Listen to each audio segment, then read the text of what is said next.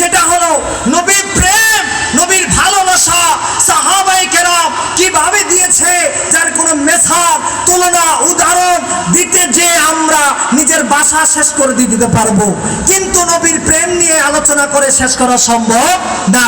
কিন্তু আজকে দুঃখের সাথে বলতে হয়, আমরা আজকে যদি একটু মিলাদ পড়ি, একটু কিয়াম করি, দুরূদ সালাম জানাই, নবীর সম্মান নিয়ে কথা বলি, তাতেই ফতুয়াবাজি শুরু হয়। ঠিক কি না কম?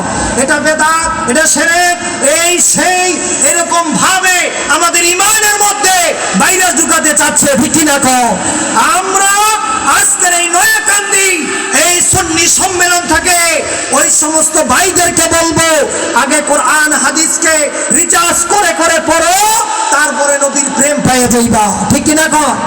অতএব নবীর সম্মান নিয়ে খাটো হবে এরকম শব্দ, এরকম বাক্য, এরকম সেন্টেন্স উচ্চারণ করলে বাংলার মুসলমান তোমাদেরকে ছেড়ে দেবে?